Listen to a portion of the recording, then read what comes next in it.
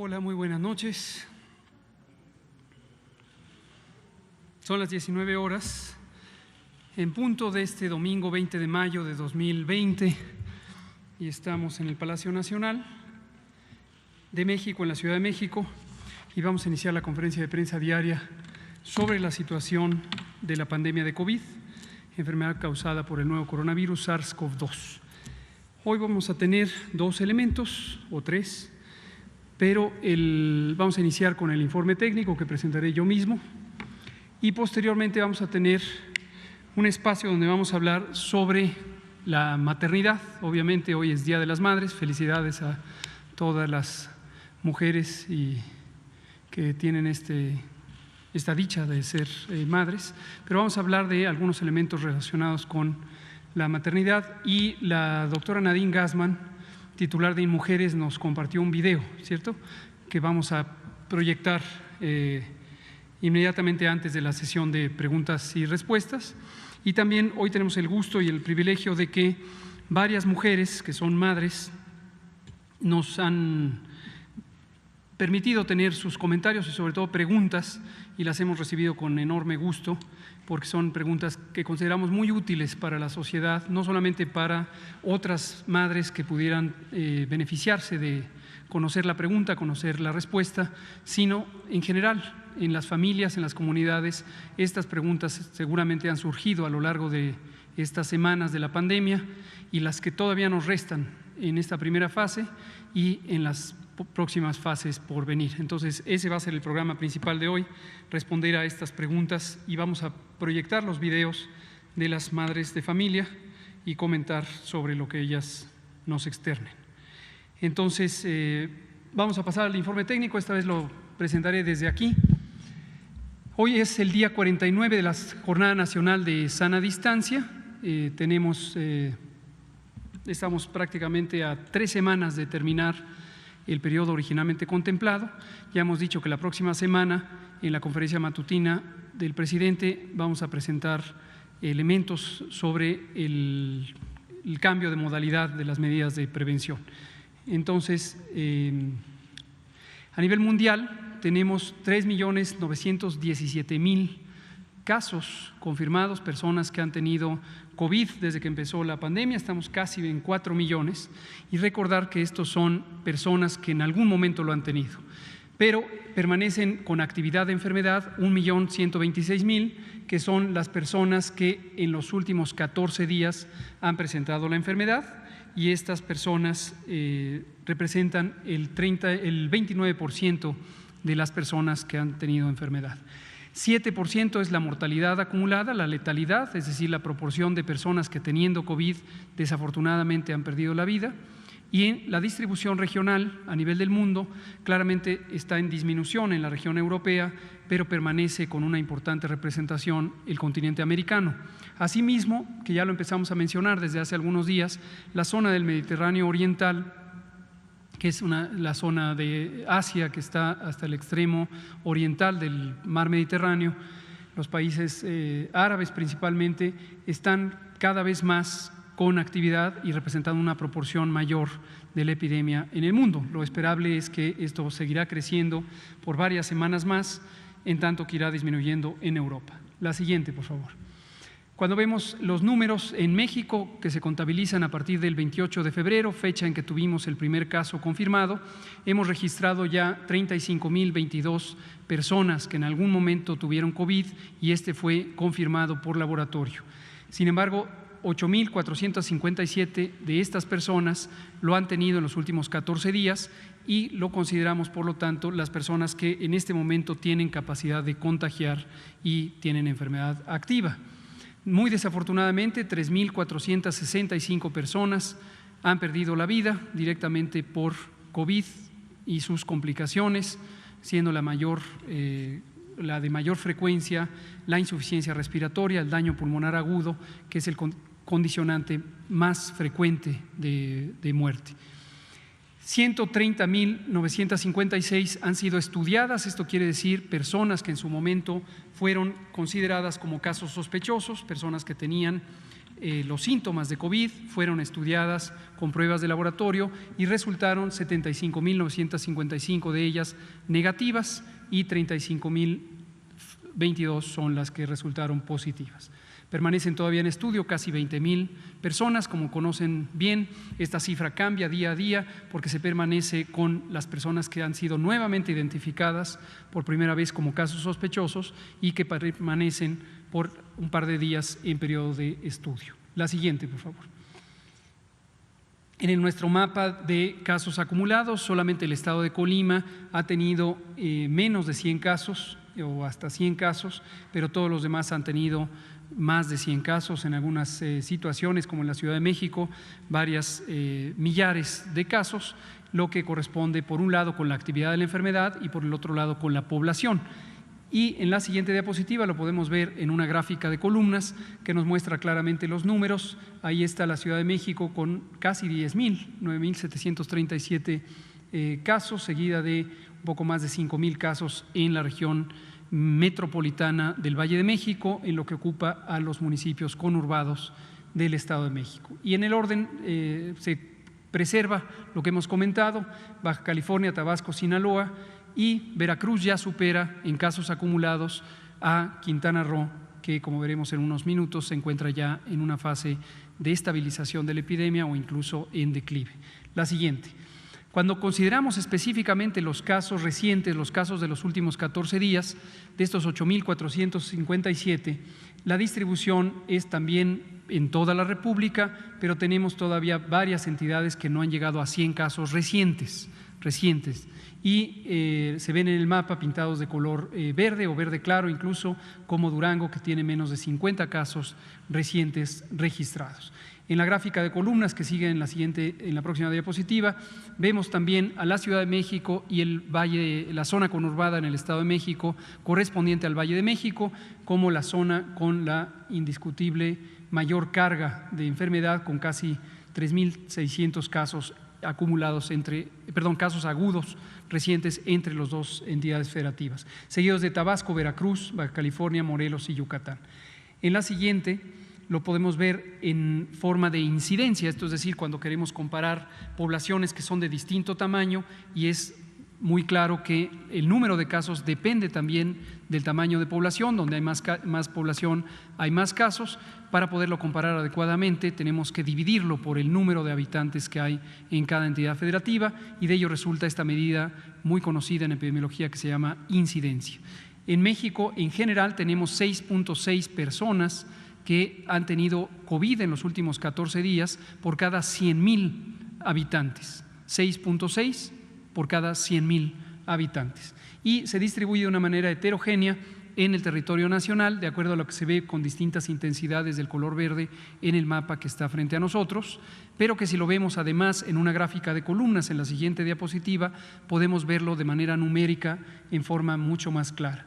Y aquí vemos que la incidencia en la Ciudad de México alcanza los 24 por 100.000 habitantes, mientras que en el siguiente estado en frecuencia es Tabasco, Morelos y posteriormente Yucatán y Quintana Roo y Baja California, que eran más activos hace algunos días, concretamente hace 10 días, ahora ya están siendo desplazados en intensidad de transmisión por los estados que recién he mencionado.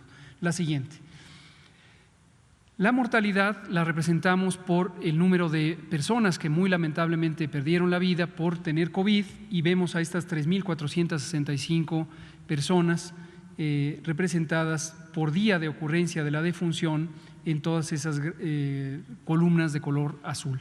Asimismo, tenemos 247 defunciones que se encuentran en esta categoría de sospechosas, que ya explicábamos el viernes pasado cuando nos acompañó la jefa de gobierno de la Ciudad de México, cuál es el proceso de vigilancia epidemiológica y registro de la mortalidad asociada con COVID, y estos 247 defunciones están precisamente en ese estadio de documentación para verificar la causa de muerte. Algunas de ellas, sin duda, tendrán la prueba diagnóstica por laboratorio, y las que no serán parte de este proceso establecido desde el inicio, por un lado, desde el 13 de abril, para documentar en el certificado de defunción la probable defunción asociada con COVID como una de las causas codificables de muerte, utilizando los estándares de la Clasificación Internacional de Enfermedades que produce y coordina la Organización Mundial de la Salud, y también los procedimientos de dictaminación con base en la información clínico-epidemiológica y radiológica que está en manos de las unidades de atención médica. La siguiente. Cuando lo vemos por entidad federativa, también sigue el patrón muy semejante al de los casos acumulados. Desde luego, donde hubo más casos, también hubo más muertes, y tenemos la Ciudad de México, Baja California, el Estado de México, posteriormente Tabasco, Sinaloa y Quintana Roo. La siguiente. Finalmente, vemos los casos sospechosos y confirmados de acuerdo a la fecha de inicio de los síntomas, y recordarles que la fecha de inicio de los síntomas no es exactamente la misma que la fecha de registro, por una razón muy clara. Las personas no necesariamente acuden a atención médica exactamente al día siguiente de tener síntomas. La mayoría se tardan un día al menos, otras personas se pueden tardar 2, 3, 5, a veces hasta 7 días.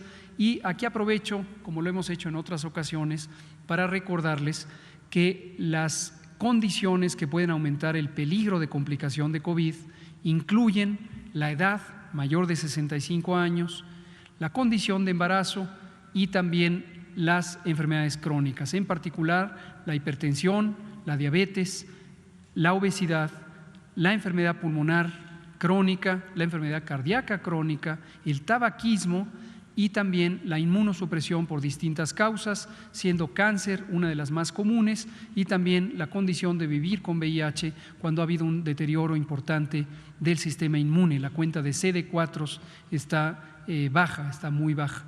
Estas condiciones hacen más propensa a la persona a que se complique, y el COVID, siendo una enfermedad originalmente leve, originalmente me refiero cuando empieza la infección en los individuos, se presenta con fiebre, tos, dolor de garganta, dolor de cabeza, también puede presentarse dolor muscular, enrojecimiento de los ojos, escurrimiento de la nariz, como los síntomas comunes de la condición leve de COVID. Pero en personas que tienen las condiciones que he mencionado como factores de riesgo o elementos que aumentan el riesgo de complicaciones, pueden en muy pocas horas empezar a desarrollar la forma grave de COVID. Y esta forma grave es una neumonía, es una inflamación de los pulmones que produce el daño avanzado y que hace que no pueda respirar la persona. Entonces, ¿por qué reiteramos esto una y otra vez? Para pedir a la población que no se espere si es una persona que es mayor de 60 años o que tiene las condiciones de riesgo que hemos mencionado varias veces. Que no se espere quiere decir que busque atención médica, no que busque hacerse la prueba, que busque atención médica, porque lo importante es que se detecte si tiene o no manifestaciones clínicas de complicaciones. Una de ellas, y muy importante, es la incapacidad de oxigenar la sangre, y esto se puede documentar mediante una prueba que se hace con un dispositivo técnico que se llama oxímetro.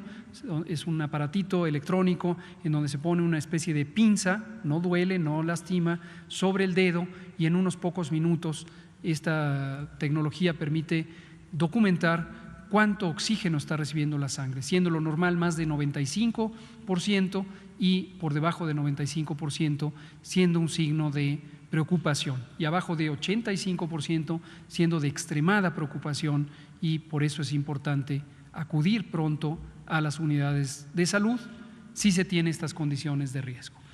Vamos a ver la última diapositiva del informe técnico, que es nuestra curva epidémica, tanto acumulada, es la línea curva que está en color café, en color marrón, y que acumula 35.022 casos contabilizados desde el 28 de febrero. En las últimas 24 horas aumentó 4.7%. Este es el incremento más pequeño que ha tenido la curva acumulada desde el inicio de la fase rápida de ascenso que empezó el 13 de marzo.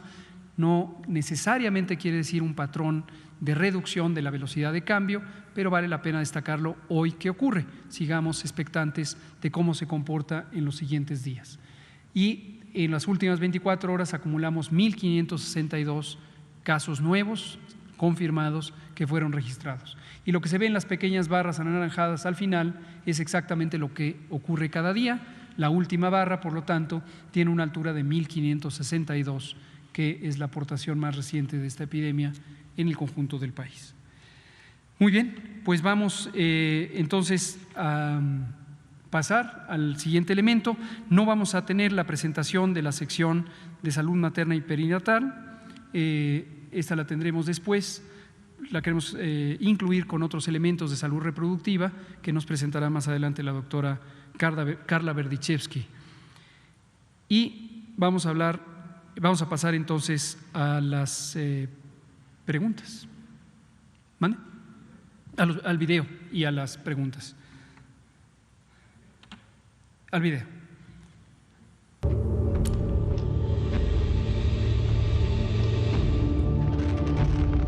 A ti que no te sientes buena madre, que no tuviste el parto natural que soñaste, o tuviste una cesárea, que no pudiste amamantar, o el parto fue lo más doloroso que has vivido. Cuando viste por primera vez a tu bebé y no pensaste, es la cosa más bella de este mundo. No sabes quién es el padre. Te enamoraste de otra persona de tu mismo sexo. Porque eres madre adolescente o tuviste que ocultar que eras madre. O tus hijos tienen alguna discapacidad. O decidiste adoptar. O te hicieron creer que después de los 60 ya no hay deseo. Y te sientes culpable.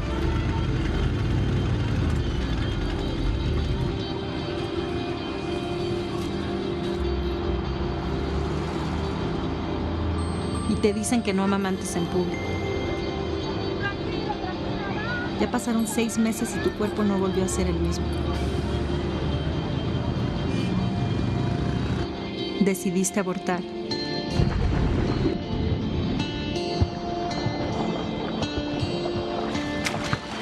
O decidiste que tu sobrina, tu perro o la hija de tu mejor amiga ya es suficiente para ti. Fuiste padre y ahora eres madre. Te embarazaste después de los 40 y educaste a tus hijas e hijos en el feminismo. Te fuiste a ligar o llegaste tarde por tus hijas a la escuela. Porque estás exhausta, cansada, agotada. Porque te gritaron mamacita y estás hasta la madre. Hoy es tu día. Y quizá nadie se dio cuenta porque la tele, el radio y el internet hablan de una mujer, una madre perfecta, inexistente. No te angusties porque la mejor madre es aquella que es madre lo mejor que puede. Hay muchas formas de ser mujer y ser madre. Y siempre son a toda madre.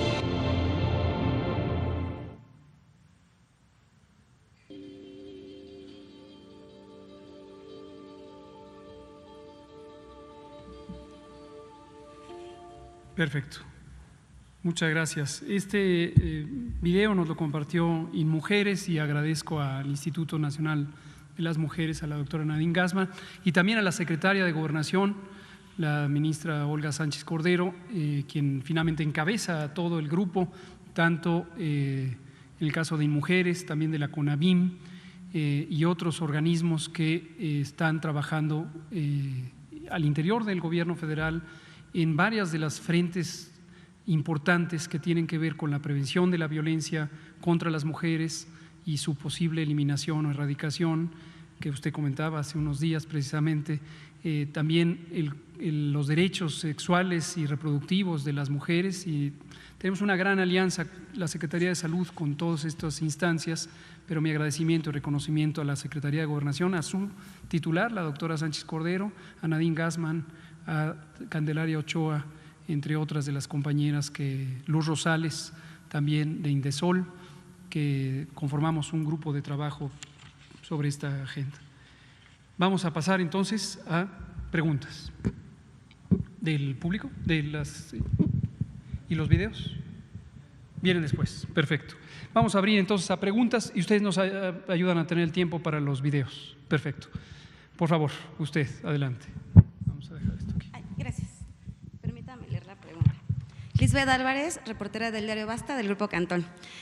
Voy a leerle la pregunta para no equivocarme. A través de un comunicado en el INER, les dieron a conocer al personal de salud que ya no tienen equipo de protección, como uniformes quirúrgicos, batas resistentes a líquidos, todos ellos desechables, y que tendrán que usar unas de tela que se lavarán ahí, también de la falta de cubrebocas número 95. La pregunta es que si las compras que se han realizado a China no han sido suficientes, porque pues de no tener este equipo de protección pues va a ser un riesgo para las personas que trabajan ahí. Gracias. Sin duda, nadie que necesite tener un equipo de protección debe estar sin equipo de protección. El personal clínico que labora junto directamente frente a los pacientes, las personas enfermas de COVID, particularmente quien tiene enfermedad grave, que son quienes suelen tener la mayor carga respiratoria de virus, deben ser quienes de manera más estricta tengan los equipos adecuados, los tengan a tiempo y desde luego los usen y los sepan usar en forma correcta. Entonces no hay razón por la que debiera ser así. No conozco el comunicado, nadie me ha informado sobre la situación específica del INER, no sé de cuándo es este comunicado. ¿Es reciente? Bueno, seguramente esta es una situación que se acaba de documentar y los mecanismos existen para que se busque el apoyo. El INER no es una entidad independiente, el INER es un Instituto Nacional de Salud, forma parte de la Comisión Coordinadora de los Institutos, al frente está nuestro muy querido doctor Gustavo Reyes Terán, y a su vez todo esto es parte de la Secretaría de Salud y a su vez todo esto es parte del sector salud y es parte del gobierno. Entonces no hay razón para que un hospital se sienta solo y sienta que tiene que resolverlo con sus propios medios.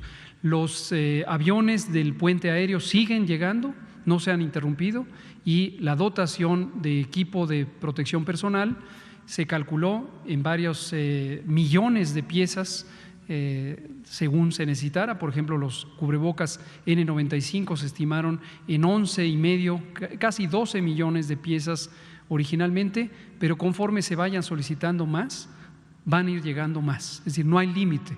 Dinero no nos sobra, pero tampoco nos falta. Entonces tenemos todo lo necesario. Yo estoy seguro que en las siguientes pocas horas esta inquietud quedará resuelta en la medida en que el INER lo platique con el coordinador de los institutos, si no es que esto ya ocurrió, y a su vez el coordinador de los institutos lo platique con el INSABI, si no es que esto ya ocurrió. Gracias. Por favor.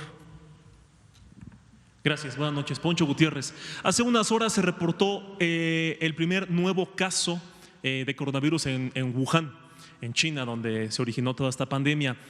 Usted nos habló hace algunas conferencias de que puede existir una segunda ola, por decirlo así, a finales de este año, casi a finales.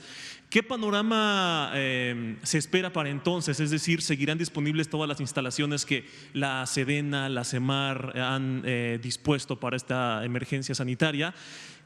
¿Cómo cambiará el panorama para entonces? Y en ese mismo sentido, ¿el presupuesto de egresos de la Federación del siguiente año contempla algún tipo de adaptación en caso de que surgiese o no surgiese una tercera ola, por decirlo así? Claro. Gracias. Gracias, qué pregunta tan útil, porque efectivamente creo que usted mismo hace unos días comentaba sobre cuál es el impacto, en este caso muy positivo, de las reconversiones hospitalarias, las adaptaciones que se hicieron como parte de la preparación y respuesta frente a COVID respecto al plan general que en este gobierno tenemos desde que inició el sexenio para transformar el Sistema Nacional de Salud y solventar las deficiencias que nuestro sistema tiene desde hace muchas décadas.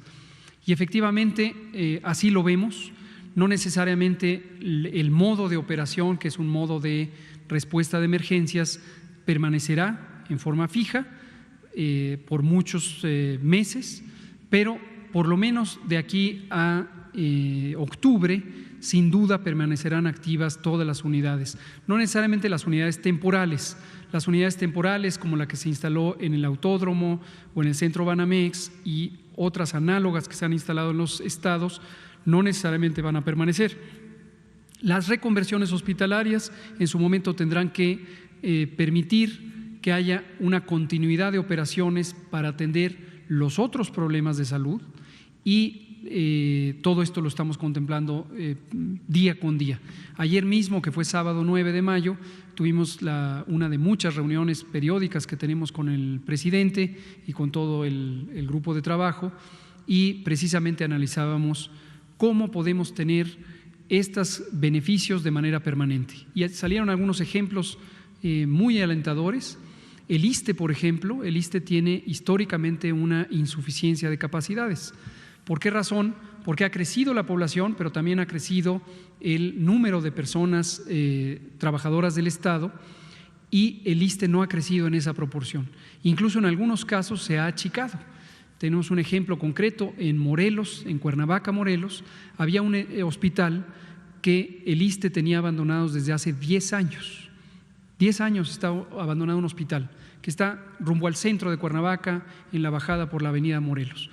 Y este hospital es una edificación de 50 años de existencia, los últimos 10 abandonado.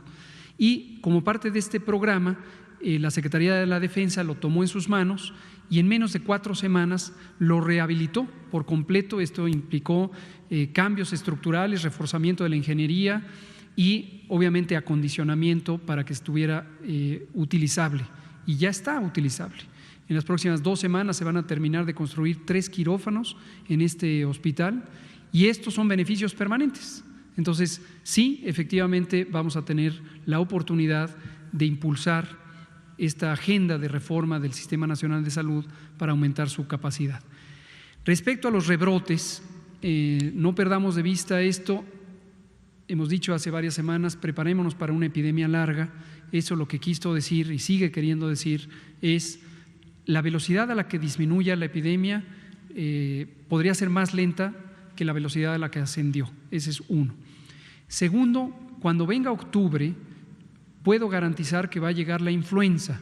La influenza es cíclica, se presenta en todos los otoños y los inviernos. Lo que nadie puede garantizar, pero es una sospecha creciente de la comunidad de salud pública a nivel mundial, es que junto con la influenza podría presentarse rebrotes de COVID.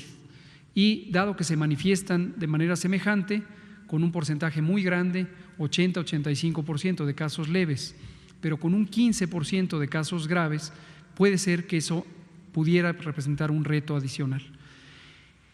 Y finalmente, en la medida en que haya transmisión, circulación de este virus en otras partes del mundo, es irremediable que los países se van a poder reinfectar. En este caso, con la experiencia en Wuhan, yo pienso que todavía tienen muy activa la capacidad para hacer contención centrada en casos, y ojalá que eso no resulte en un brote, pero en otras partes del mundo podría resultar en su momento. Muchas gracias. ¿Usted? ¿No? ¿No hay más preguntas? ¿Ya no? Pasemos entonces a los videos y tenemos las preguntas de las mamás. Perfecto.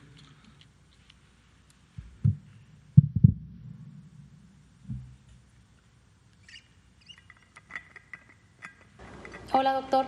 Mi pregunta es: ¿qué podemos hacer las familias uniparentales, es decir, de una mamá o de un papá, con hijos pequeños en casa y que no los podemos dejar solos para ir a hacer las compras del supermercado, ni llevarlos con algún familiar ni alguna amistad por prevención de salud? Aquí en Hermosillo, Sonora, no se permite la entrada de niños. Entiendo que es por prevención, pero también debería de haber alguna excepción. Ya lo he visto en algunas dependencias y no ha habido ninguna respuesta. Espero que con usted sí. Gracias. Muchas gracias, Ana Luisa Martínez Llamas, de Hermosillo, Sonora. Entiendo muy bien su pregunta, porque es una experiencia que vivimos muy frecuentemente, y no solo madres, también padres. Efectivamente, la idea de que no entren más de una persona por familia a los supermercados es más una medida de prevención colectiva, de prevención comunitaria, porque se mantiene un menor número de personas al interior del establecimiento y esto disminuye la probabilidad de que haya contagios. Pero en algunos casos, y quizá no pocos, se lo toman con tal rigor que se pierde la posibilidad de que entre una madre con el hijo, un padre con el hijo, y esto complica porque a veces no hay manera de dejar al hijo con un pariente, con un vecino. No Creo que sea insalvable. Yo pienso y confío en que los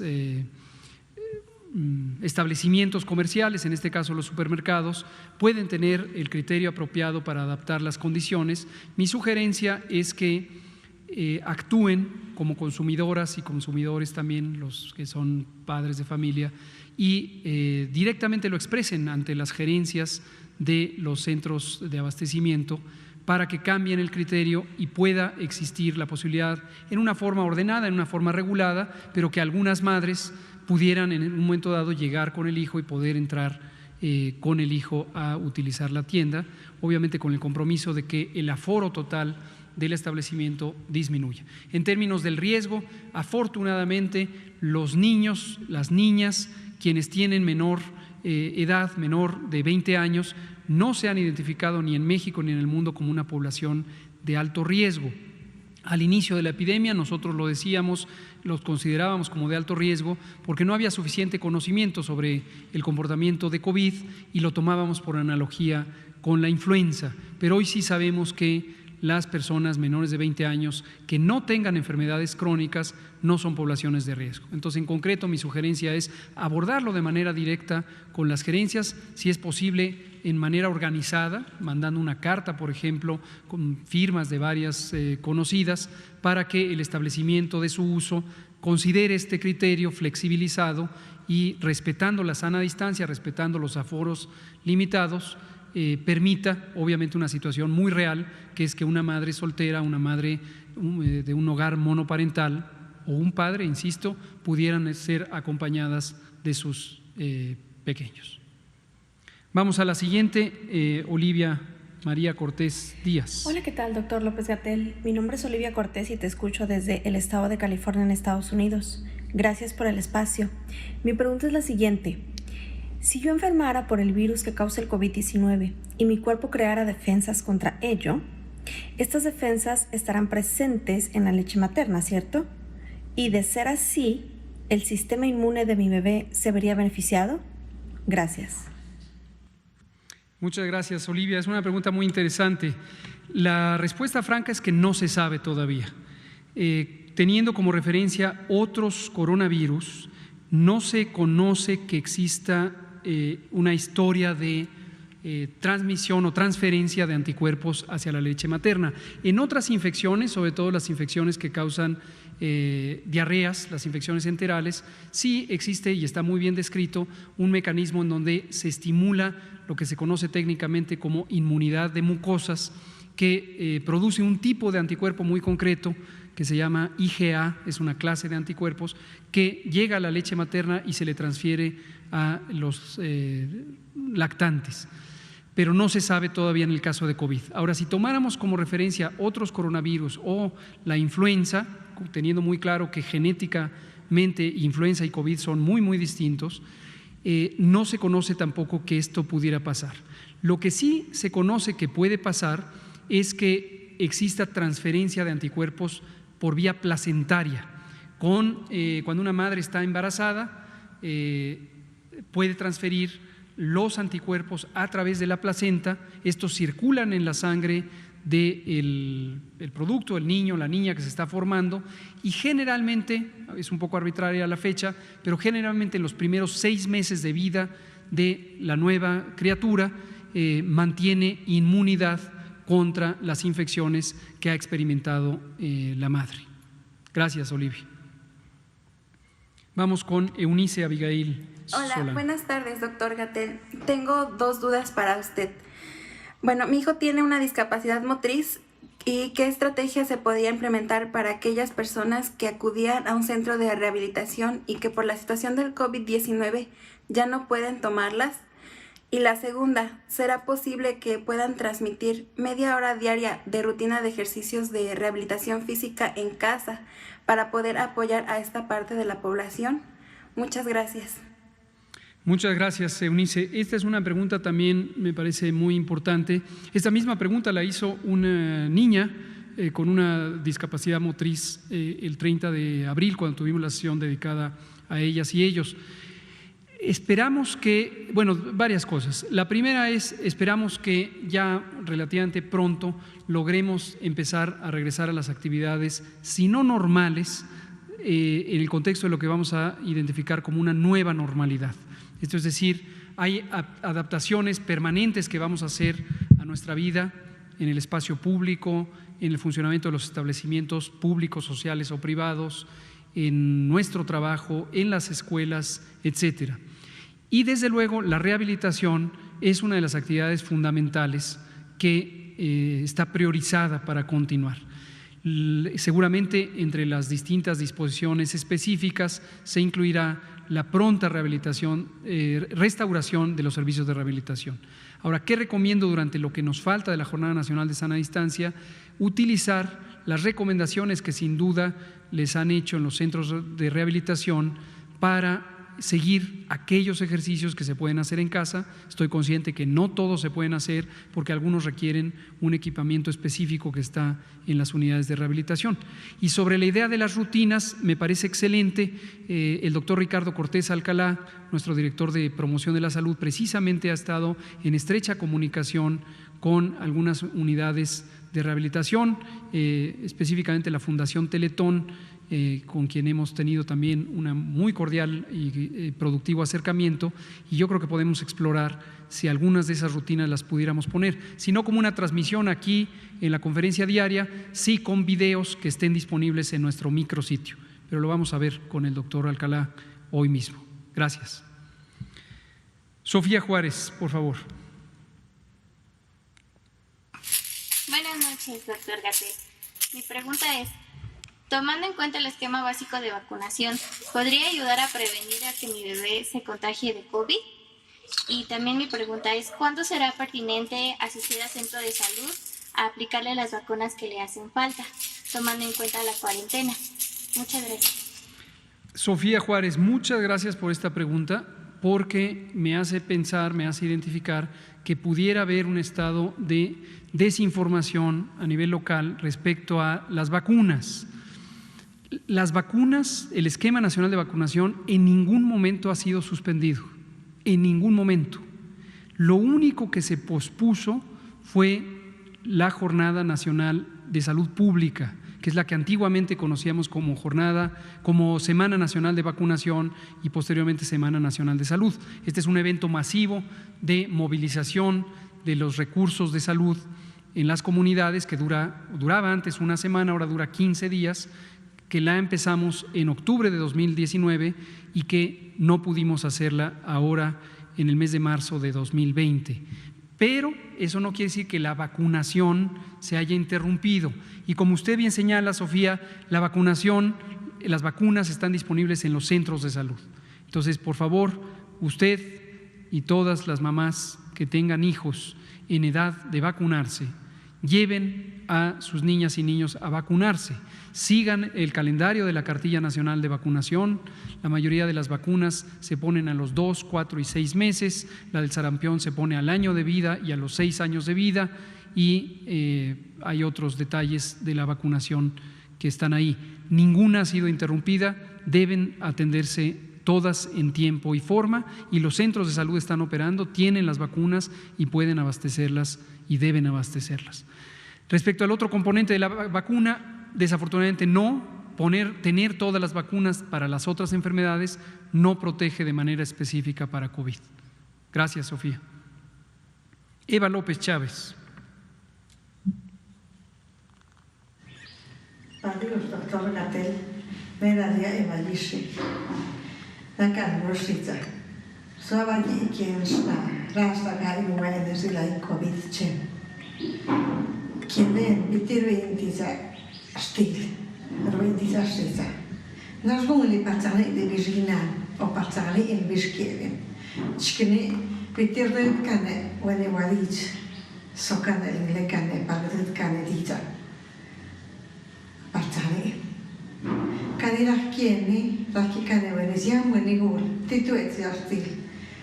Tuettu kyrtitä varat. Tänä arna vali rakasungli. On rakasungli, tsikaisin kanne kieli wani. Tasaki wani. Eva Guicci, muchas gracias por esta pregunta.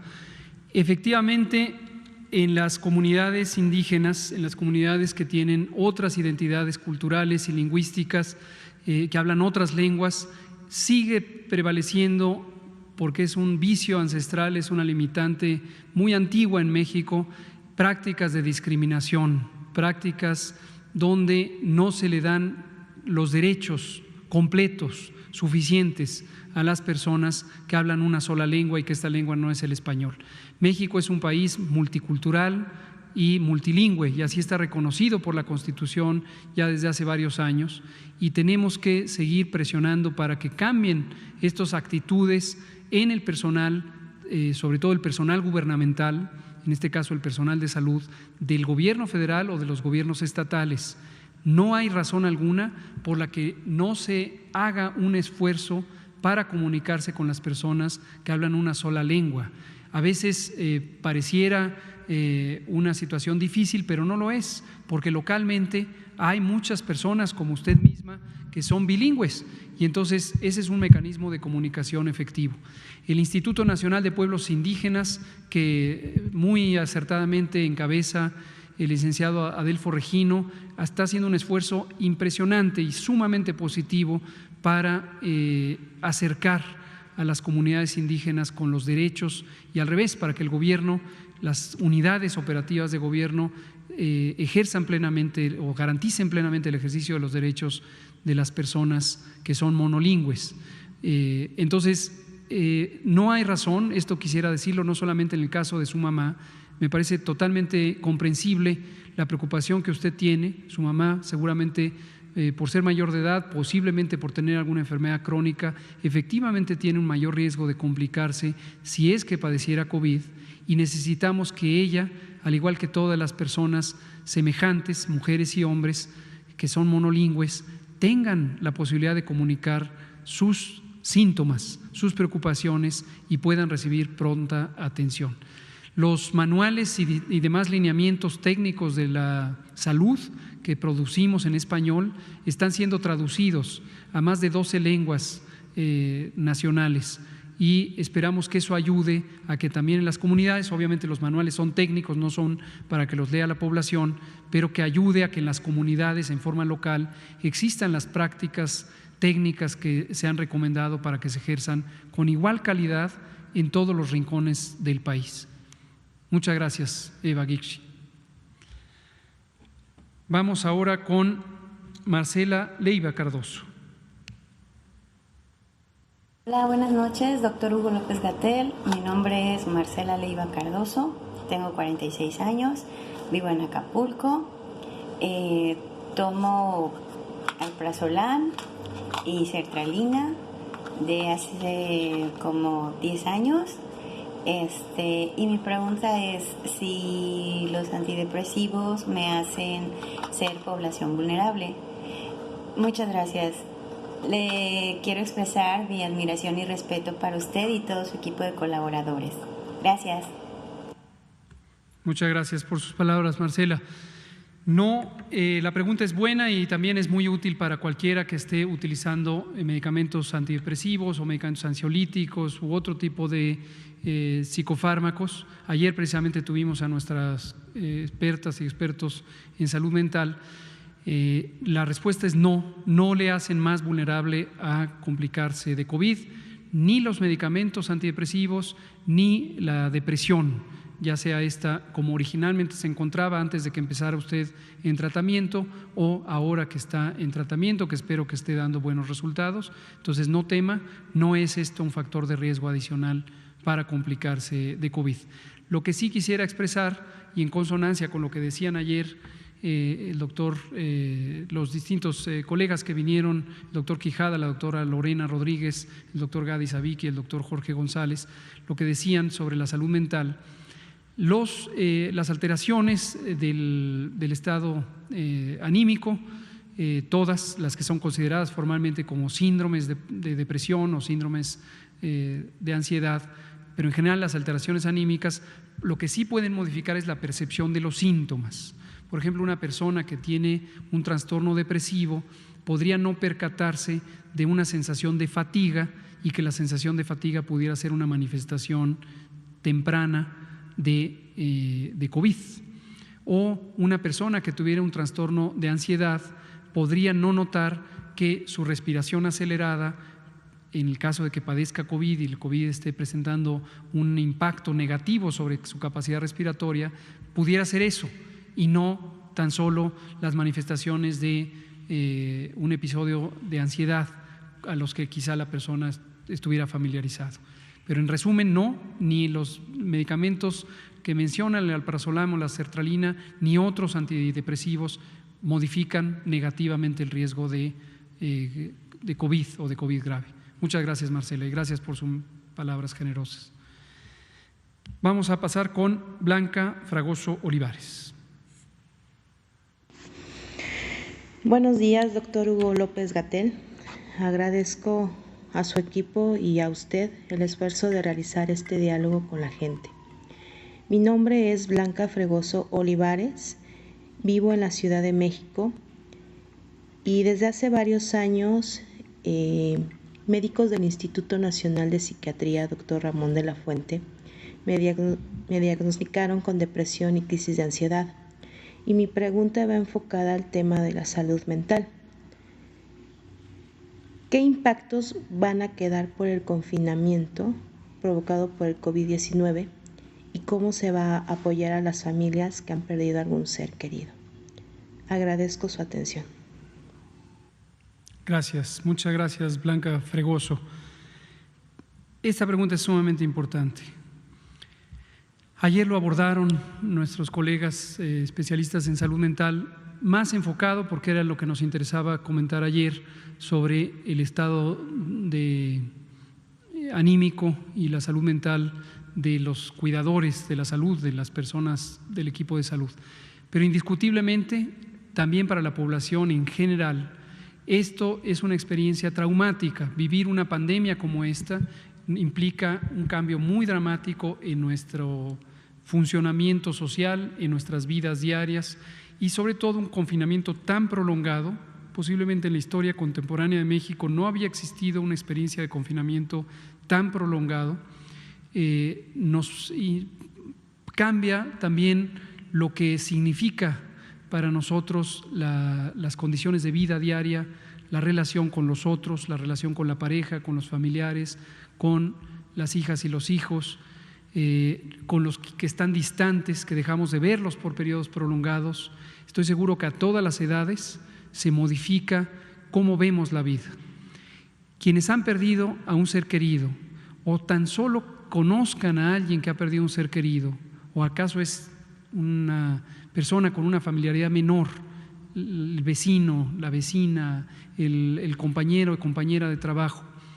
Esto impacta fuertemente y no necesariamente lo percibimos en el momento en que nos ocurre. Es conocido que a veces el duelo es el proceso mental por el que nos adaptamos a la pérdida, y este duelo tiene necesariamente ciertas fases, pero esas fases no necesariamente se cumplen a la misma velocidad para cada quien.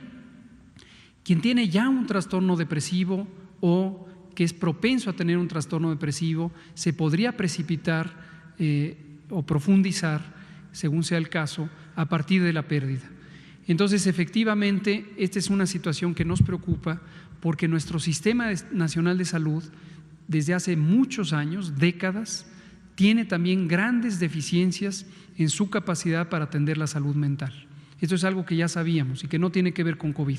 Es parte de estas deficiencias estructurales de nuestro sistema de salud, y los trastornos mentales son extraordinariamente frecuentes. Los dos más frecuentes son precisamente los trastornos depresivos y los trastornos de ansiedad, que tienen muchas variantes particulares. Y siendo completamente sinceros, México carece desde hace muchas décadas de un sistema de salud capaz de atender los problemas de salud mental.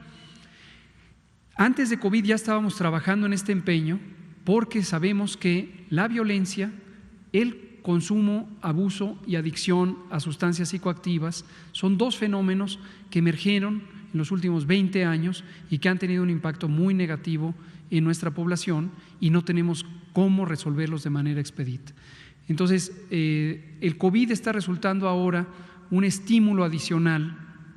No hacía falta tener el estímulo porque estábamos conscientes del problema, pero es un estímulo para buscar mecanismos de acelerar la capacidad de respuesta.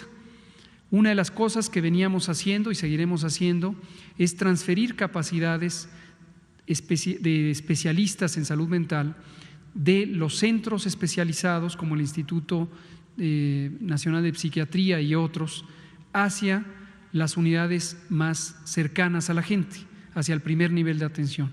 Y utilizábamos ya un modelo que nos ha brindado la Organización Panamericana de la Salud, con lo que estamos buscando hacer esta transferencia de capacidades.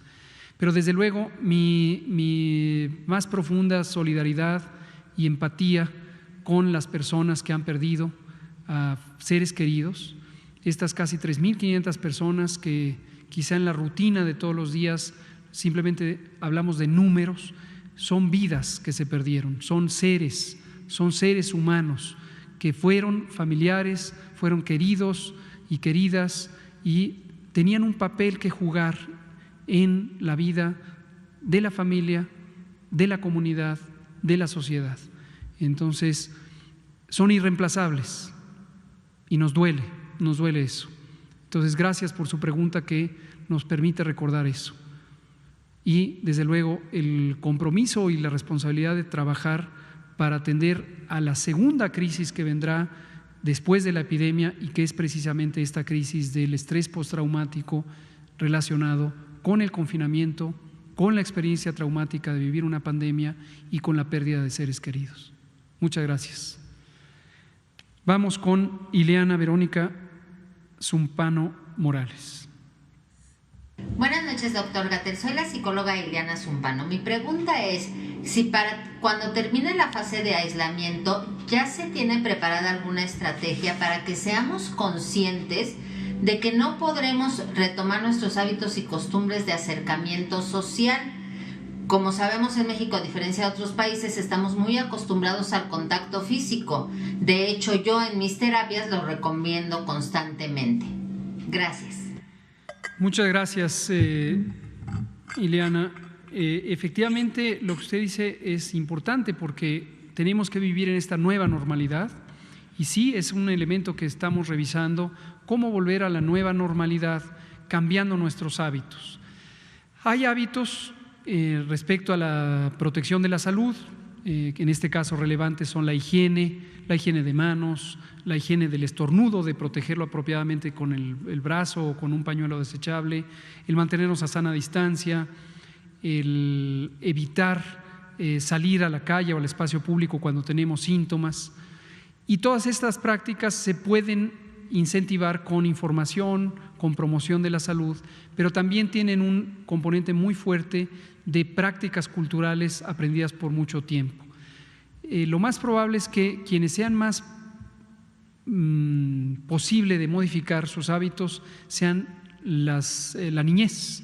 Esta pregunta, precisamente una muy parecida, hacían algunos de los niños y niñas que el 30 de abril participaron en la reunión y yo ahí es donde creo que vamos a poder tener los cambios de mayor largo plazo.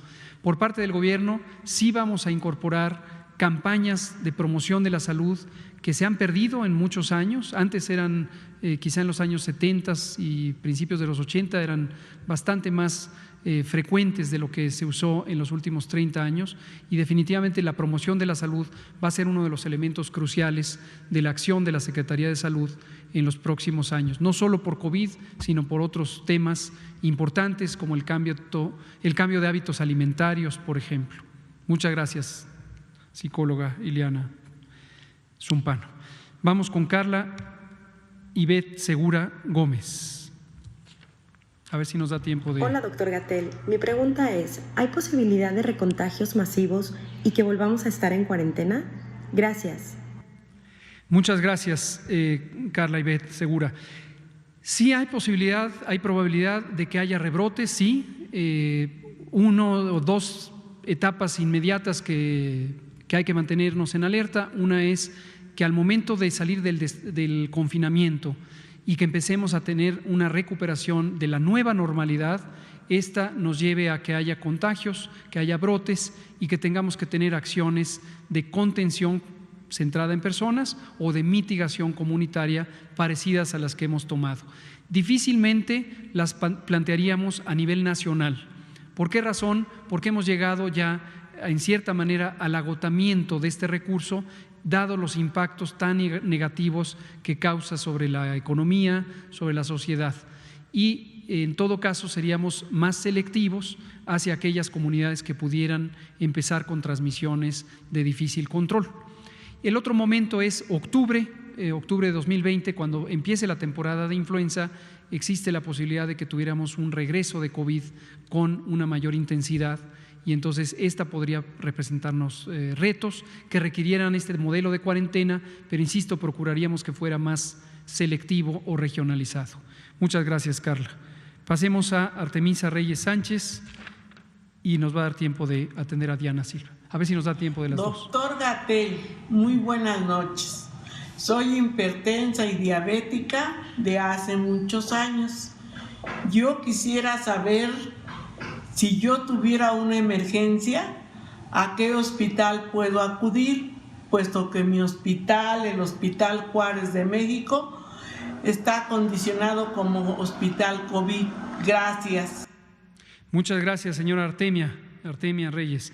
Esta pregunta también me parece que es de interés de todas y todos, porque quien ha usado hospitales para otros asuntos de salud puede ser que hoy encuentre a su hospital ocupado como hospital COVID. Esto es parte de la reorganización, de la reconversión hospitalaria que hemos hecho. Existen los otros hospitales del sector correspondiente, quien es una persona con seguridad social y su hospital de uso común está convertido en hospital COVID, tiene otros hospitales del Seguro Social. Quien no es derechohabiente tiene los otros hospitales generales. Concretamente en su caso, y para no dejarla sin respuesta, usted podría acudir al Hospital General de México como recurso para atención de los asuntos comunes que no son COVID. Tenga en cuenta que usted, por tener hipertensión y diabetes, tiene riesgo de complicaciones, y también aprovecho para recordarle, si usted presentara COVID, usted de manera inmediata debe acudir al hospital para ser atendida, en este caso el Hospital General. Pero su pregunta me estimula a tomar nota de que publiquemos de manera clara en el sitio de gobierno la lista de hospitales no COVID que sustituyen a los hospitales que fueron reconvertidos como COVID. Muchas gracias, señora Artemia. ¿Nos da tiempo la última? Perfecto. Vamos a la última, la doctora Diana Silva. Hola, ¿qué tal? Mi nombre es Diana Silva, soy ginecóloga y soy mamá. Tengo 2 hijos, trabajo de forma institucional en un hospital que de momento es un hospital no COVID. Sin embargo, me preocupa demasiado pensar que por ser personal de salud yo me puedo contagiar o puedo llevar un contagio a mi familia. Me he aislado de los adultos mayores, sin embargo, no así de mis hijos. Es una situación complicada pensar que los tengo que encargar a otras personas y que físicamente nos vamos a separar, ya que ellos son muy pequeños. Realmente, doctor, ¿usted recomienda a todas aquellas que somos mamás profesionales de la salud estrictamente aislarnos de nuestros niños, o qué recomendaciones podemos seguir en casa para poder tener una sana convivencia? Muchas gracias. Gracias, doctora Diana Silva. Su pregunta también creo que es de interés de todo el personal de salud y específicamente de las mamás que son profesionistas de la salud, tanto en la rama médica como de enfermería y otras profesiones. Concretamente, mi recomendación no es aislarse por varias razones. La primera, porque en el caso de los niños y las niñas no son una población que hoy conozcamos que es de un riesgo mayor.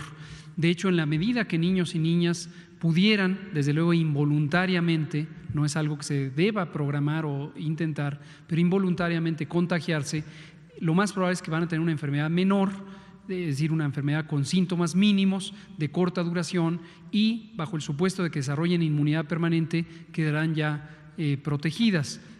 Y en cambio, con respecto a adultos mayores, cuando la persona trabajadora de la salud tiene un familiar adulto mayor en casa, aquí sí recomiendo buscar siempre, hasta donde esto sea posible, mantener un aislamiento completo, formal, en la medida en que la persona adulta mayor pueda vivir en una casa diferente. Pero si esto no es posible, buscar que en el día a día nos mantengamos a sana distancia de ellos y ellas. Muchas gracias, doctora. Aquí terminamos, muchas gracias, felicidades a todas las mamás quienes nos hicieron favor de hacernos estas preguntas, a ustedes quienes sean mamás y a todas en México que están hoy en su día en medio de una pandemia. Muchas gracias.